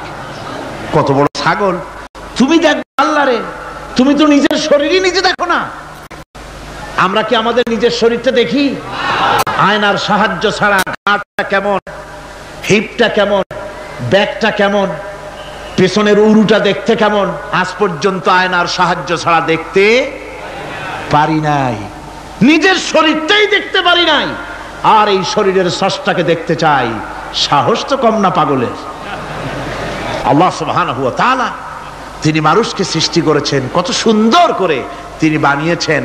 একবার লক্ষ্য করে দেখো, শুকরিয়া আসবে আল্লাহর দরবারে, মাথা নত হয়ে আসবে। কি সুন্দর করে আল্লাহ পাক বানিয়েছেন। মানুষের শরীরে কিডনি লাগবে দুটি, কিডনি লাগবে একটা। কিডনি কি? কিডনি হচ্ছে আপনার পেশাবকে ছেঁকে বের করে দেয়, একটা দারুণ জিনিস আপনার শরীরের জন্য। কিডনি যদি ইনঅ্যাক্টিভ হয়ে যায়, হাত পায়ে পানি এসে হাত পা ফুলে আপনি মৃত্যুর দিকে এগোতে থাকবেন। এই কিডনি, এই ছাকনি মাত্র একটা হলে চলে, কিন্তু আল্লাহ পাক ছাকনি, এই কিডনি দিয়েছেন দুটো। কটা দিলেন? দুটো। একটা যদি কখনো ডিসঅর্ডার হয়ে যায়, আর একটা দিয়ে যেন আমার বান্দা কাজ চালায় নিতে পারে। সুবহানাল্লাহ বিহামদিহি, সুবহানাল্লাহ। চোখ তো একটা হলেও হয়, কিন্তু আল্লাহ চোখ দিলেন দুটো। কটা দিয়েছেন? দুটো চোখ দিয়েছেন, দুটো কান দিয়েছেন। আমি অবাক হয়ে গিয়েছি যখন আমার ছেলের চিকিৎসা চলতেছিল সিঙ্গাপুর মাউন্ট এলিজাবেথ হসপিটালে। 7টা অপারেশন হয়েছে। আমার ছেলে কারিবুল মত, একেবারে মৃত্যুর দুয়ারে চলে গিয়েছিল। 7টি অপারেশন, 40 ব্যাগ রক্ত লেগেছে। 2.5 ফিট তার ইন্টেস্টাইন কেটে ফেলেছে, 2.5 ফিট খাদ্যনালী কেটে ফেলে দিয়েছে। আমি ডাক্তারকে জিজ্ঞেস করলাম, সার্জনকে, 2.5 ফিট তার খাদ্যনালী তুমি কেটে ফেললে, তা আমার এই ছেলে খেয়ে হজম করবে কি করে? তার খাওয়াটায় প্রবলেম হবে না? ডাক্তার আমাকে যা বলল, শোনা মাত্র আমার চোখে পানি এসে গেল। ডাক্তার বলল, তুমি জানো না, আমি তো মাত্র 2.5 ফিট কেটেছি। তোমার স্রষ্টা, এই পৃথিবীর স্রষ্টা মানুষ যিনি সৃষ্টি করেছেন, প্রত্যেক মানুষের পেটের ভিতরে এই খাদ্য নালীকে রব্বুল আলামিন 22 ফিট লম্বা করেছেন। 22 ফিট লম্বা আছে এটা। আমি তো মাত্র 2.5 ফিট কেটেছি। কোন প্রয়োজনে যদি কাটতে কাটতে আরো কাটা হয়, 10 ফিটও কাটা হয়, কষ্ট হবে না। সুবহানাল্লাহ বিহামদিহি। তার শ্বাস নেওয়ার জন্য, প্রশ্বাস নেওয়ার জন্য কি ব্যবস্থা আল্লাহ পাক করেছেন। হার্ট, মানুষের হার্ট বিট হচ্ছে, এটাকে হার্ট বিট যেটা হয়, সংকোচন সম্প্রসারণ। এই যে মানুষ, ডাক্তাররা বলে রোগী হার্ট অ্যাটাক করেছে, হার্ট অ্যাটাক করেছে। হার্ট যে হার্ট অ্যাটাক করলো, অ্যাটাকটা কি? অ্যাটাকটা হচ্ছে সংকোচন সম্প্রসারণ, সংকোচন সম্প্রসারণ, এরকম হচ্ছে। ফট করে এটা অ্যাটাক করলো, আর যদি ছেড়ে না দেয়, এটাই অ্যাটাক করা, এটাই তার জীবনটা শেষ হয়ে যাওয়া। ডাক্তাররা বলেছেন যে মানুষের শরীরের সবকিছু চিন্তা করে, গবেষণা করে বহুত কিছু বুঝেছি, কিন্তু হার্টটা এরকম পাঞ্চিং কেন করে, এই জিনিস আজও পর্যন্ত আমাদের মাথায় ঢোকে নাই। সুবহানাল্লাহ বিহামদিহি। আল্লাহ পাক কি সুন্দর করে এই পাঞ্চিং এর মাধ্যমে, হার্ট যেভাবে করতেছে, এই পাঞ্চিং এর মাধ্যমে সমস্ত শরীরের রক্তগুলি পা থেকে শুরু করে মাথা পর্যন্ত সব ছড়িয়ে দেওয়া হচ্ছে, এভাবে এভাবে ছড়িয়ে দেওয়া হচ্ছে, যাতে করে মানুষ জীবিত থাকে, শরীরের রক্ত গরম থাকে, হিম শীতল হয়ে মানুষ যেন মারা না যায়। এই জন্য আল্লাহ সুবহানাহু ওয়া তাআলা এত সুন্দর ব্যবস্থা করেছেন। এক সময় আঘাত পেয়ে অনেকগুলি রক্ত যদি পড়ে যায়, মানুষ রক্ত শূন্যতায় মরবে না, আবার খানিকটা রক্ত রিজার্ভ থাকে। আল্লাহ পাক রিজার্ভ করে রাখেন। স্পঞ্জের ভিতরে পানি থাকলে উপর থেকে টের পাওয়া যায়, ওরকম খানিকটা রক্ত আল্লাহ শরীরের ভিতরে রিজার্ভ করে গেছেন। এই জন্য বড় বড় ডাক্তাররা, বড় বড় ডাক্তার বড় বড় বিজ্ঞানী কখনোই নাস্তিক হয় না। এই সব দৃশ্য দেখে তারা মনে করে নিশ্চয়ই একজন কেউ আছেন যিনি এগুলি তৈরি করেছেন, এগুলি এমনে এমনে হয় নাই। যিনি তৈরি করেছেন তিনি কে? তিনি হচ্ছেন আল্লাহ সুবহানাহু ওয়া তাআলা। তিনি এগুলি সৃষ্টি করেছেন, তিনি এগুলি তৈরি করেছেন। ওই আল্লাহ পাকের কাছেই আমাদের সকলকেই ফিরে যেতে হবে। আল্লাহ রাব্বুল আলামিন তিনি বলছেন, আমি মানুষ সৃষ্টি করেছি। খালাকাল ইনসানা আল্লামাহুল বায়ান। মানুষ সৃষ্টি করেছি, শুধু মানুষকে সৃষ্টি করি নাই, আমি আবার তার জোড়াও তৈরি করে দিয়েছি। মানুষ একা একা না, পৃথিবীতে সব জোড়ায় জোড়ায় তৈরি করেছি। উদ্ভিদের মধ্যে জোড়া তৈরি করেছি, প্রাণী জগতের মধ্যে জোড়া তৈরি করেছি। এই দুনিয়ার ভিতরে যা কিছু আছে, উদ্ভিদ হোক আর মানুষ হোক, প্রাণী জগৎ হোক, সবগুলিকে আমি আল্লাহ জোড়া বানাইছি। জোড়ায় জোড়ায় নর এবং নারী সবগুলির মধ্যে করে দিয়েছি। ওয়া মিন আয়াতিহি আন খালাকা লাকুম মিন আনফুসিকুম আজওয়াজান লিতাসকুনু ইলাইহা ওয়া জাআলা বাইনাকুম মাওয়াদ্দাতান ওয়া রাহমা। আল্লাহ রাব্বুল আলামিন বলেন, আমার অগণিত নিদর্শনের ভিতরে এটাও একটি নিদর্শন যে আমি তোমাদের থেকে তোমাদের জোড়া তৈরি করেছি, তোমাদের স্ত্রীদেরকে তৈরি করেছি, যাতে করে তোমরা তাদের কাছে শান্তি পাও। আর তোমাদের মধ্যে ভালোবাসা সৃষ্টি করেছি, মহব্বত সৃষ্টি করে দিয়েছি। আর পরিণত বয়সে এই মহব্বতকে আমি আল্লাহ করুণার সহৃদয়তায় পরিণত করে দেই। তোমার থেকে তোমার জোড়া নারী সৃষ্টি করেছি, স্ত্রী। সেই স্ত্রীর কাছে তুমি তোমার স্বস্তি শান্তি ফিরে পাবে। আর যখন বৃদ্ধ হয়ে যাবে তখন এই ভালোবাসাটাকে আমি করুণা আর মহব্বতের মধ্যে পয়দা করে দেই। এর দ্বারা এই ভালোবাসা এবং মহব্বতের মাধ্যমে সন্তান সন্ততি পৃথিবীতে আসে, নাতি আসে, পৌত্র আসে, পৌত্রী আসে। এভাবে করে আত্মীয় স্বজন পরিবেষ্টিত অবস্থায় দুনিয়ায় মানব বংশ আমি এভাবে করে বৃদ্ধি করি। আর এরপরে মানব সৃষ্টি করে মানুষকে এক পরিবেশ সৃষ্টি করে দিয়ে তাকে কথা বলারও আমি ভাষা শিখিয়েছি। আল্লামাহুল বায়ান। মানুষকে আমি কি শিক্ষা দিয়েছি? কথা বলতে আমি শিক্ষা দিয়েছি। কথা বলার কারণেই মানুষ মানুষ, আর কথা বলতে পারে না বলে মানুষের সাথে পশুর সাথে এই বিরাট পার্থক্য। পশু কথা বলতে পারে না, মানুষ কথা বলতে পারে। কথা বলা হচ্ছে মানুষের একটা বিশেষ বৈশিষ্ট্য। আরে বায়ান শব্দের অর্থ শুধু কথা নয়, বায়ান শব্দের অর্থ হচ্ছে চেতনা, বুদ্ধি, অনুভূতি, প্রজ্ঞা, মেধা, চিন্তা, বিবেচনা, ইচ্ছা শক্তি, প্রতিরোধ শক্তি, এ সবগুলি বায়ানের ভিতরে সীমাবদ্ধ।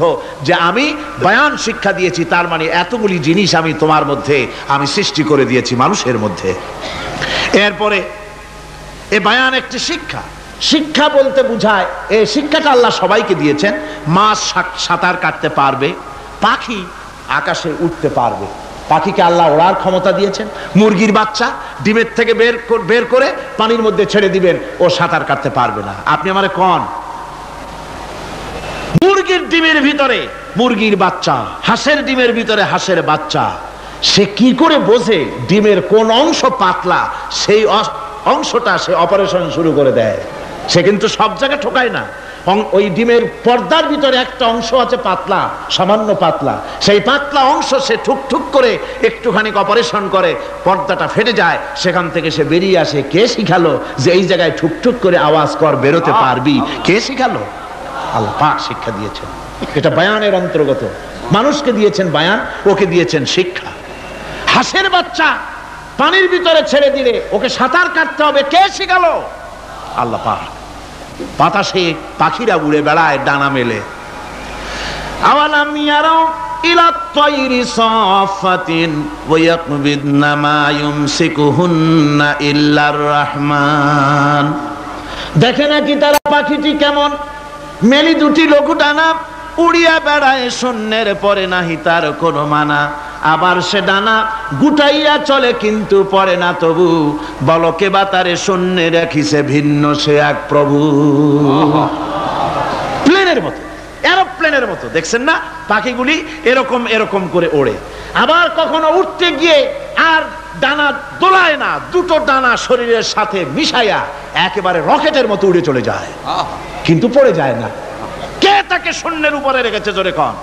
কে রেখেছে? আল্লাহ পাক। এই ট্রেনিং আল্লাহ পাক তাকে দিয়েছেন, আল্লাহ পাক তাকে এই শিক্ষা দিয়েছেন। এই শিক্ষা, পানিতে সাঁতার কাটবে মাছ, বায়ুতে ভেসে বেড়াবে পাখি, তারপরে মানুষের চোখের পলক পড়বে, পাকস্থলী হজম করবে, এসব শিক্ষা আল্লাহই দিয়েছেন। প্রত্যেকটা জিনিসকে সৃষ্টি করেছেন, আর তার কাজটাও কিভাবে হবে তাও আল্লাহ পাক শিখিয়ে দিয়েছেন।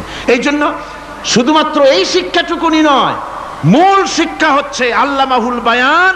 এর আসল অর্থ হলো মানুষের জ্ঞানের পূর্ণতার জন্য আল্লাহ পাক বায়ান দিয়েছেন। সে বায়ান হচ্ছে কোরআনে কারীম। সে বায়ান কি? কোরআন। এই কোরআন হচ্ছে মানুষের জ্ঞানের পূর্ণতা। কোরআন দিয়েই মানুষের জ্ঞান পরিপূর্ণ হয়। ওমা উতীতুম মিনাল ইলমি ইল্লা কালিলা, তোমাদেরকে খুব সামান্যতম জ্ঞান দেওয়া হয়েছে। আসল জ্ঞানের মালিক কে?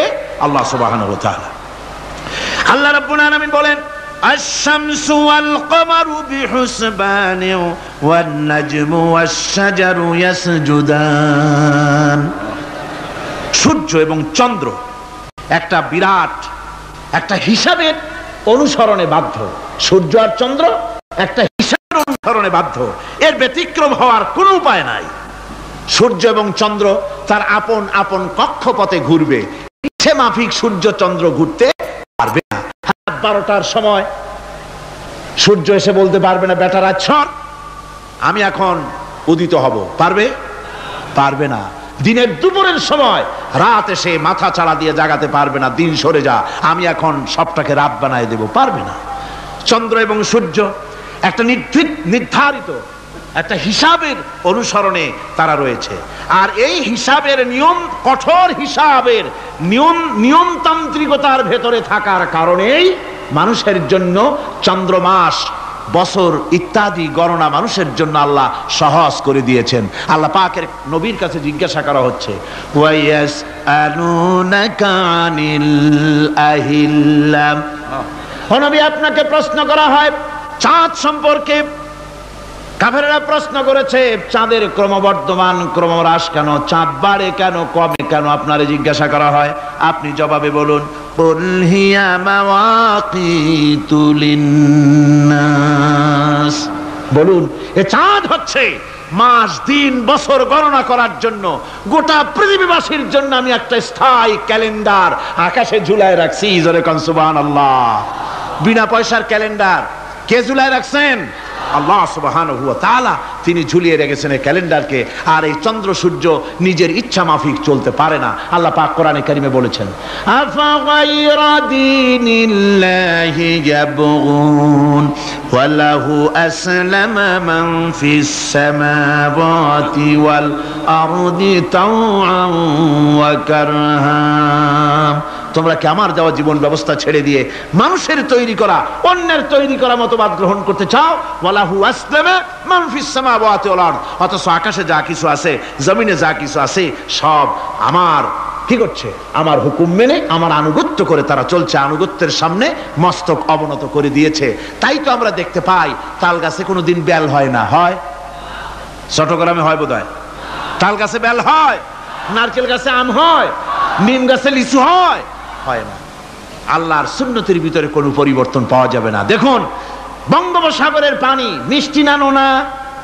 সবাই বলুন, মিষ্টি না নোনা? বঙ্গোপসাগরের নোনা পানি জোয়ারের টানে এই বঙ্গোপসাগরের নোনা পানিগুলি পদ্মা, মেঘনা, যমুনার ভিতরে প্রবেশ করে মিষ্টি পানির ভিতরে। আবার ভাটির টানে পদ্মা, মেঘনা, যমুনার পানিগুলি, মিষ্টি পানিগুলি নোনা পানির মধ্যে গিয়া ঢোকে। মাঝখানে কোনো পার্টিশন নাই। নোনা পানি মিষ্টি পানির এলাকাকে নোনা বানাতে পারে না, আবার মিষ্টি পানিগুলি গিয়া নোনা পানিগুলিরে মিষ্টি বানাইতে পারে না।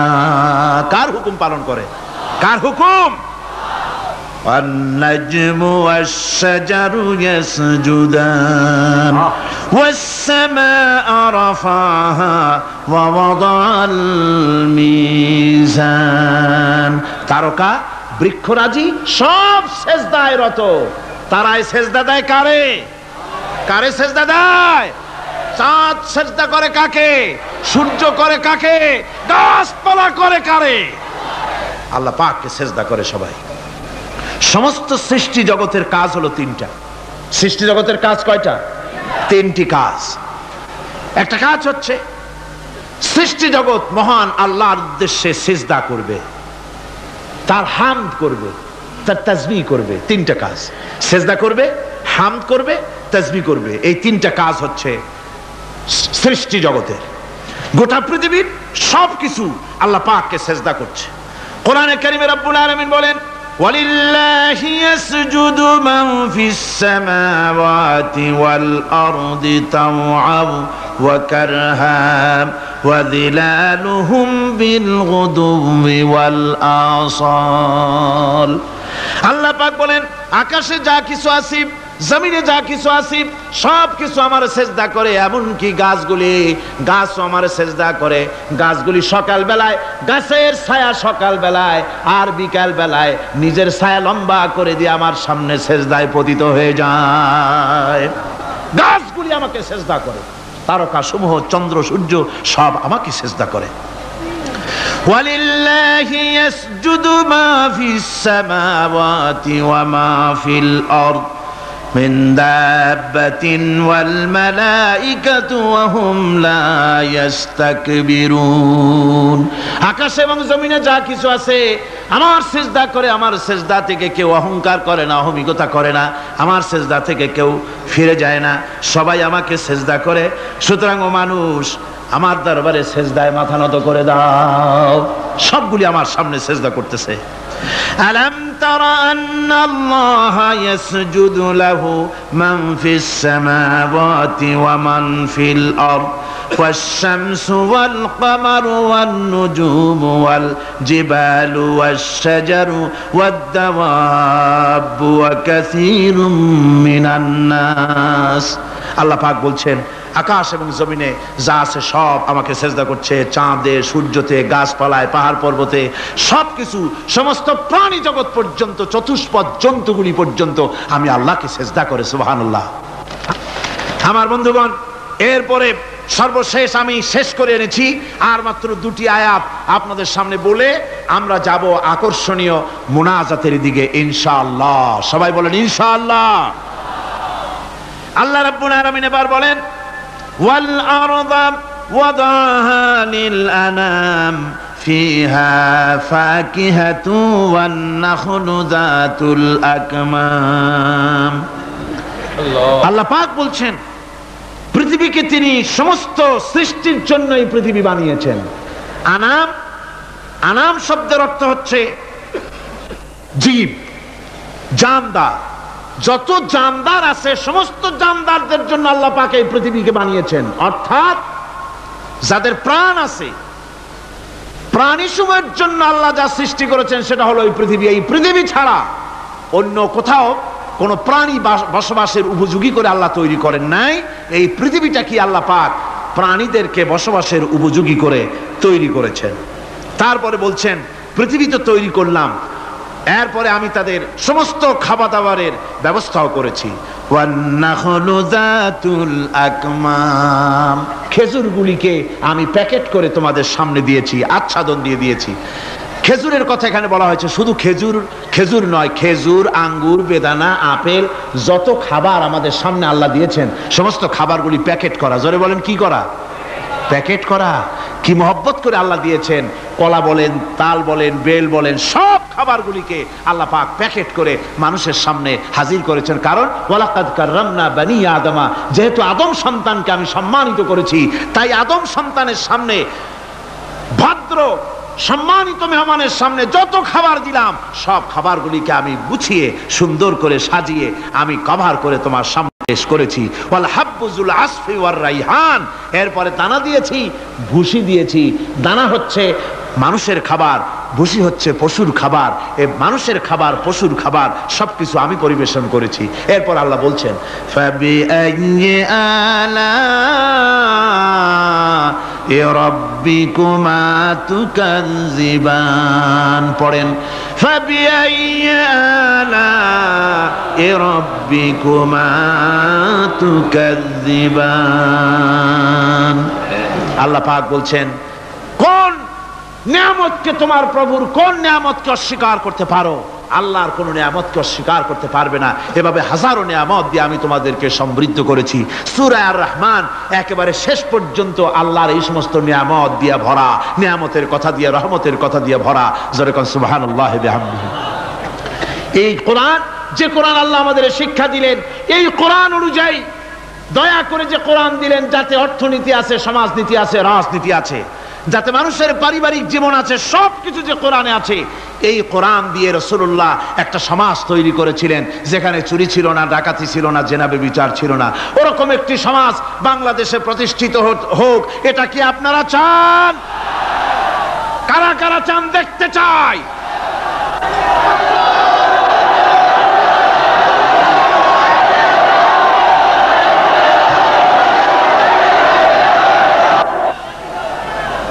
আলহামদুলিল্লাহ, সবাই কোন আলহামদুলিল্লাহ।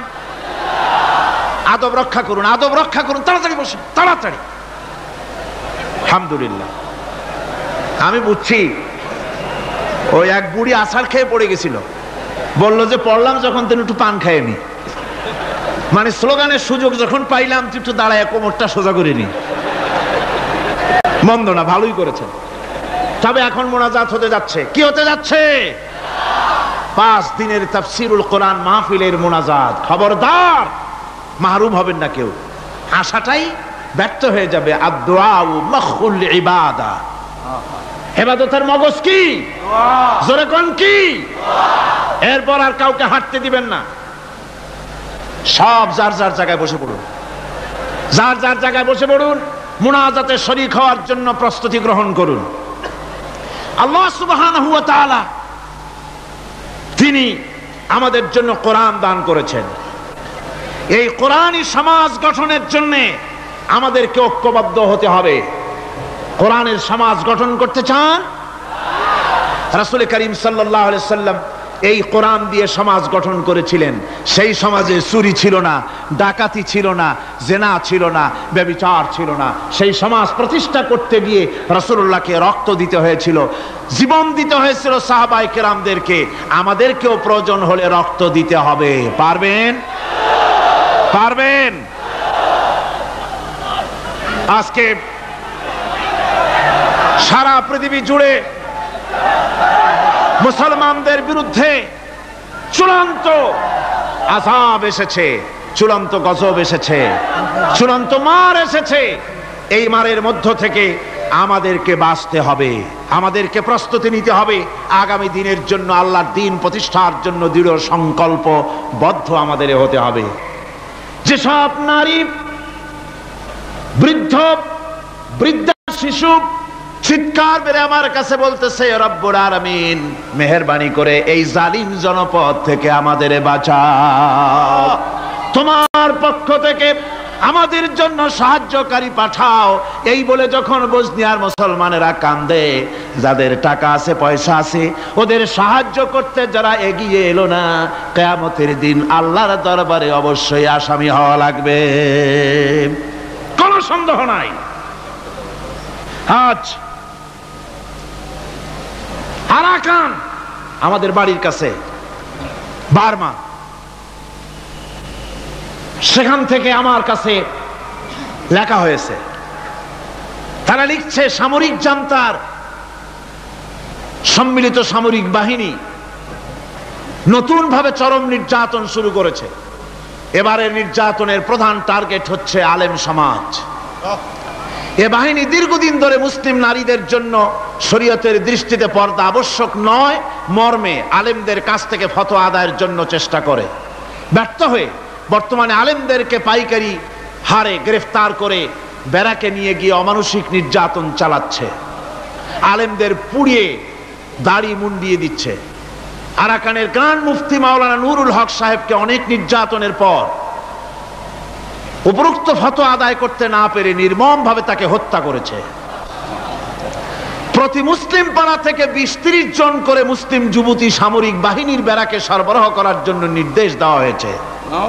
অনেক যুবতীদের ইতিমধ্যে ব্যারাকে নিয়ে গিয়ে সামরিক নির্যাতন চালিয়ে তাদেরকে হত্যা করা হয়েছে। আরাকান থেকে এই চিঠি আমাদের কাছে এসেছে। কাশ্মীরের উপরে ভারত যে অত্যাচার করতেছে, কাশ্মীরের ব্যাপারে আমরা আগের থেকে আমাদের মত ব্যক্ত করে এসেছি। আমরা কাশ্মীরি জনগণের সপক্ষে। কাশ্মীরি মুসলমানেরা বছরের পর বছর ধরে আত্মনিয়ন্ত্রণাধিকারের প্রশ্নে তারা এক পায়ে দাঁড়িয়ে আছে। তাদেরকে রেফারেন্ডাম দেওয়া হোক, কাশ্মীরিরাই তাদের ভাগ্য নিজেরাই নিয়ন্ত্রিত করুক, এটাই ছিল জাতিসংঘের কথা, এটাই ছিল বিশ্ব বিবেকের কথা। কিন্তু ভারতের জালিম সরকার, মুশরিক সরকার, কাফের সরকার ভারত কাশ্মীরের মুসলমানদেরকে নির্বিবাদে হত্যা করছে।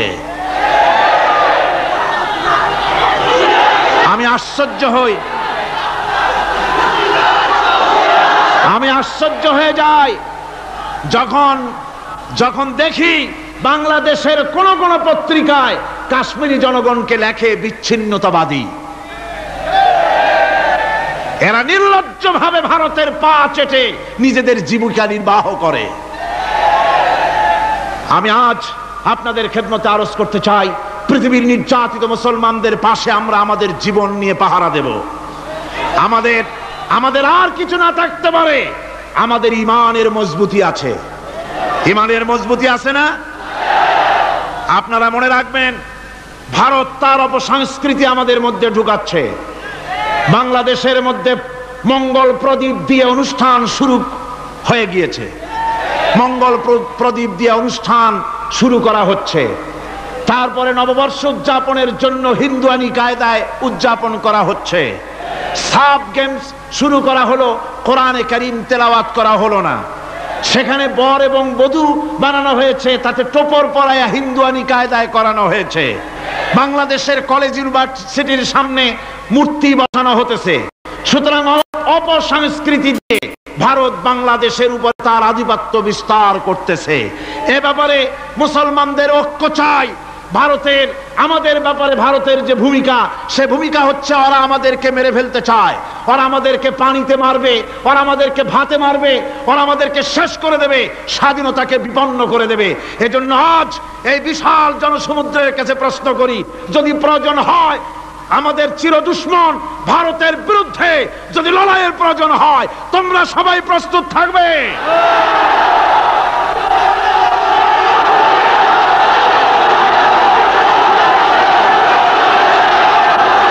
আর একটি কাজ হচ্ছে ঐক্যবদ্ধ হওয়া।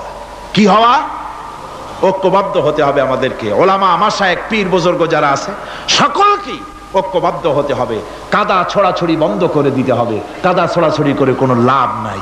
কাদা ছড়াছড়ি বন্ধ করতে হবে। ঐক্যবদ্ধ হয়ে আলেম, ওলামা, বুজুর্গ সব যদি আমরা এক হয়ে যাই, আমরা দিন প্রতিষ্ঠা করতে পারবো। বাংলাদেশে ওই যে আপনি দেখেন কিছু লোক চিল্লায়, মনে করেন ওদের পত্রিকা আছে অনেক, দেওয়ালের লেখা আর পত্রিকার লেখা দেখে মনে করবেন না যে ওরা অনেক। পুকুরের মধ্যে বিরাট পুকুর, খুব লাফায় পানি, মনে করেছে যে অনেক মাছ বুঝি, পরে জাল ফেলে দেখে যে শুধুমাত্র 3টে পুঁটি মাছ। সারা শহরে ওদের পত্রিকা বেশি, দেওয়ালে তারা লেখে বেশি, তাই বলে মনে করবেন না যে ভারতপন্থী আর রুশপন্থীতে দেশ ভরে গেছে। না, তাওহীদি জনতার উত্তাল ঢেউ চলছে সারা বাংলাদেশে। আলহামদুলিল্লাহ, আল্লাহ রাব্বুল আলামিন আমাদের এসব কথা মেনে চলার তৌফিক দিন। জোরে বলেন আমিন। আর এসব কাজ করার জন্য আমি যুবকদেরকে ডাকবো। ইসলাম প্রতিষ্ঠার জন্য যুবকরা হলো সবচাইতে বেশি জরুরি। যুবক সবচাইতে বেশি জরুরি। কি? জোরে কোন কি? তাকায় দেখেন তো, মাহফিলে মাথা উঁচু করে না, আপনি যেখানে বসে আছেন আপনার ডান দিকে তাকান, বাম দিকে তাকান, কাদেরে দেখেন? কোন? সারা মাহফিলে কাদেরে দেখেন? ও যুবকেরা, কিয়ামতে তোমরাই যাবা বেশি বেহেশতে, তোমরাই যাবে। সুবহানাল্লাহ। বেহেশতে কারা যাবে? যুবকরা যাবে, তোমরা বেহেশতে যাবে। আমি আমার কলেজের ছাত্র, ইউনিভার্সিটির ছাত্র, সমস্ত ছাত্র যুবকদেরকে বলতে চাই, যুবকেরা শুনে নাও, তোমাদের নেতারা ঢাকা থেকে যখন তোমাদের কাছে আসে, যে পার্টি তুমি করো না কেন, তোমাকে টাকা দেয়, অস্ত্র দেয়, নারী দেয়, মদ দেয়, পরের মিটিং ভাঙতে বলে, মিছিল ভাঙতে বলে। তুমি আমাকে বলো, নিজের কাছে নিজে প্রশ্ন করো, তোমার নেতা কি কোনোদিন তোমাকে বলেছে বাবা আল্লাহর দরবারে উঠতে হবে, কিয়ামতে জবাব দিতে হবে। খবরদার 5 ওয়াক্ত নামাজ ঠিক মতো পড়ো, সকালবেলায় কোরআন শরীফ পড়ো, মা বাবার খিদমত করো, আর সত্য কথা বলো, মারামারি কোনোদিন করো না। এমন কথা কোন নেতা তোমাকে কোনোদিন বলেছে নাকি? বলে নাই। তোমার নেতারা তোমাকে লাঠির মতো ব্যবহার করে। আমাদের কথা দেওয়ালে লেখো, আমাদের জন্য এই করো সেই করো, এই সব করে বেড়ায়। আমি যুবকদের বলি, খবরদার আমার যুবক ভাইরা, ফিরে আসো ইসলামের দিকে। তোমাদের রক্তের উপর ইসলাম প্রতিষ্ঠিত হয়েছে, আবার ভবিষ্যতেও তোমাদের রক্ত দিয়েই, তোমাদের শক্তি দিয়েই দিন প্রতিষ্ঠিত হবে। শাহাদাতের মৌতের চাইতে আরামের মৌত আর পৃথিবীতে মোটেও নাই। সুবহানাল্লাহ ওয়া বিহামদিহি। মাপ চাইবো, আল্লাহুম্মা আমিন।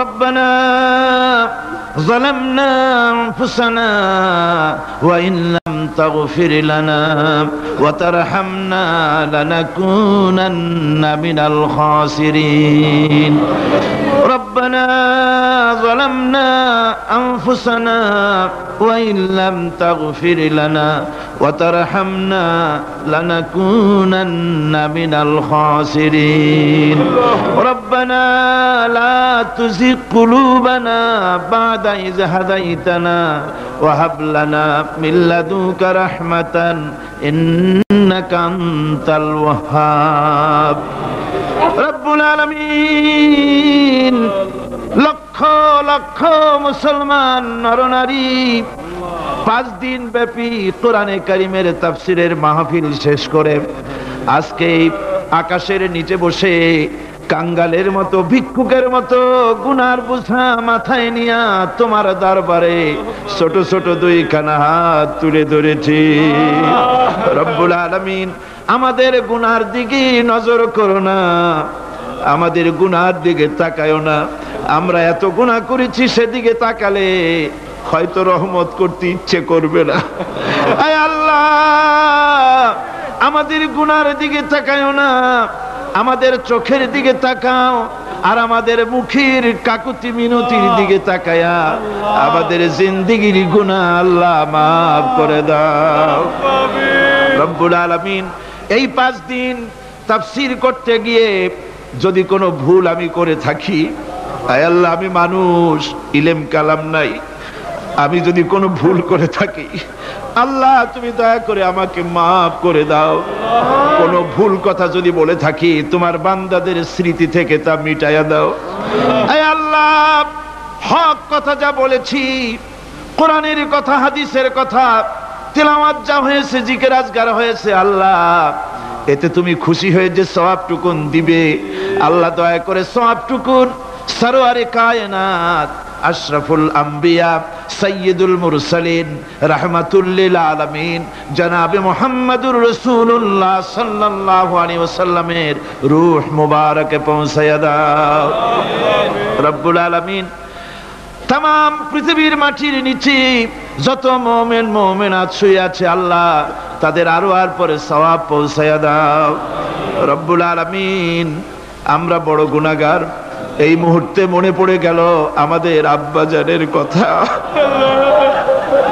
আমাদের মার কথা মনে পড়ে গেল। আল্লাহ,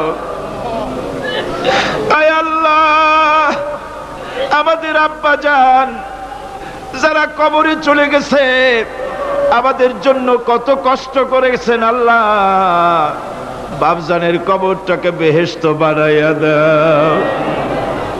রব্বুল আলামিন, আব্বার কথা কি ভোলা যায়?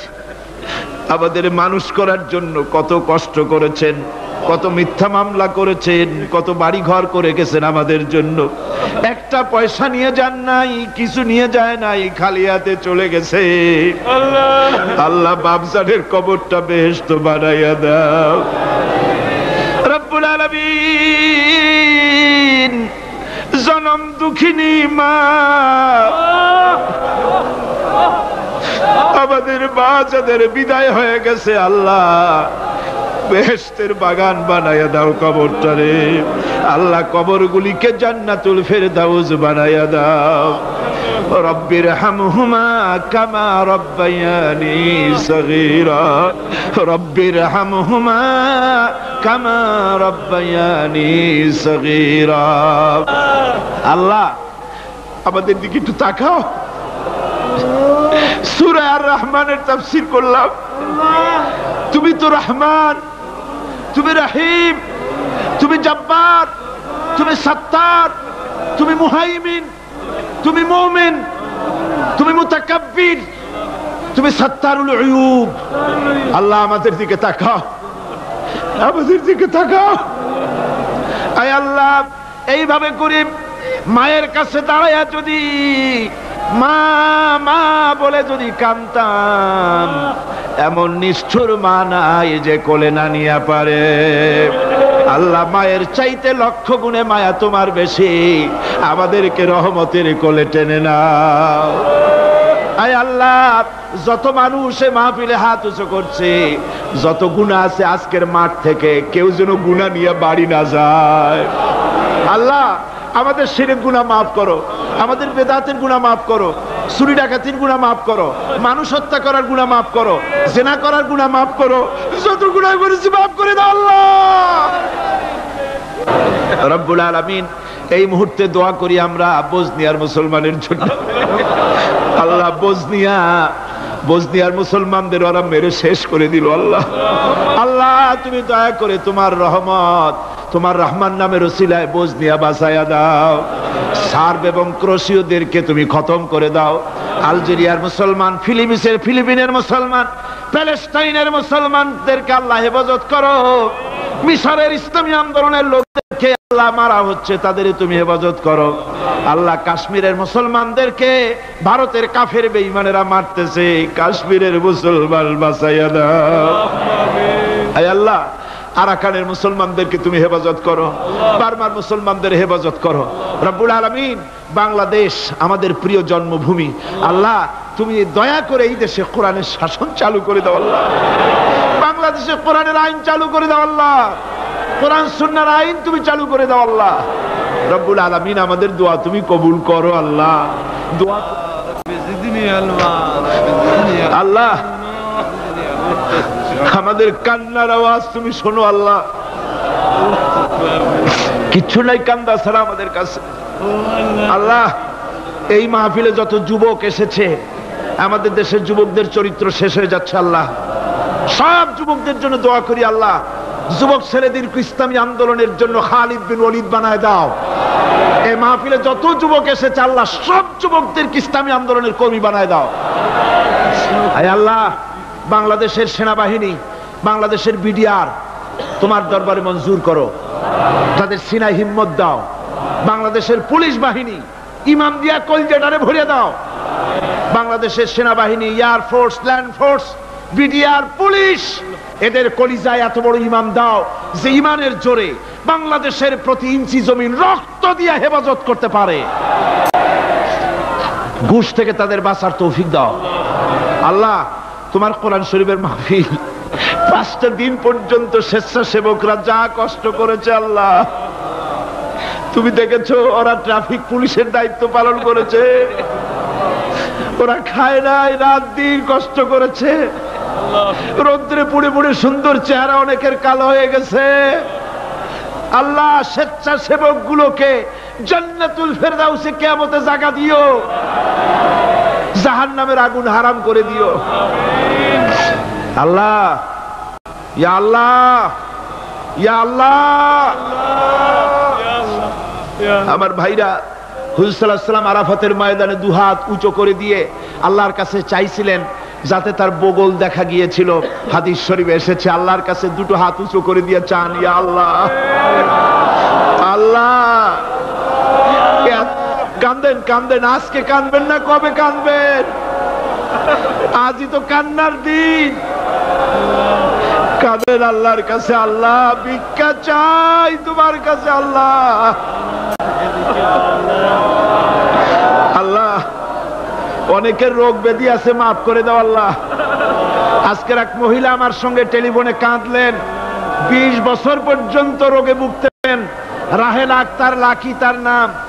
20 বছর পর্যন্ত ভুগতেছে রোগে, কাঁদতেছে, বলছে বিশ্বাস করি কোরআনের মাহফিলে দোয়া কবুল হবে, অপারেশন যেন লাগে না, দোয়া করেন এই মহিলাকে যেন আল্লাহ অপারেশন না লাগায় ভালো করে দেন। হাজী আনোয়ার হোসেন সাহেব, আনোয়ার চৌধুরী সাহেব বহু বছর মাহফিলে থাকতেন, আজ আসতে পারছেন না, অসুস্থ। দোয়া করে আল্লাহ তাকে সুস্থ করে দিন। যত লোক টাকা দেয় আল্লাহ মাহফিলে সকলকে কবুল করো আল্লাহ। এই মাহফিলের জন্য জায়গা দিয়েছেন চট্টগ্রাম কলেজের প্রিন্সিপাল, আজ তিনি দুনিয়ায় নাই, আল্লাহ ভিতরে বেহেশতে জায়গা দাও। ইসলামী বিশ্ববিদ্যালয়ের জন্য যিনি জায়গা দিলেন তাকে তুমি বেহেশতে জায়গা দিও আল্লাহ রব্বুল আলামিন। মাওলানা আবু তাহের সাহেব, আফসার উদ্দিন সাহেব, বদিউল আলম সাহেব এবং আমার অত্যন্ত স্নেহাস্পদ অধ্যাপক মুফিজুর রহমান সাহেব, আল্লাহ সবগুলিকে তুমি কবুল করো আল্লাহ। আয় আল্লাহ তুমি সবাইকে কবুল করো। সকলের নাম তো আমার মনে নাই আল্লাহ, তুমি তো সবাইকে চেনো। ইসলামী আন্দোলনের সমাজ কল্যাণ পরিষদে যারা খেদমত করবে আল্লাহ তুমি সবাইকে কবুল করে নাও আল্লাহ। আমি 1 মিনিট ছেড়ে দিলাম। যার যার মনের কথা মাথা নিচু করে চক্ষু বন্ধ করিয়া একেবারে গোলামের মতো, ভিক্ষুকের মতো হয়ে আল্লাহর কাছে বলেন। যার যার মনের যা চাওয়ার আছে আল্লাহর কাছে চান, কেঁদে কেঁদে চান।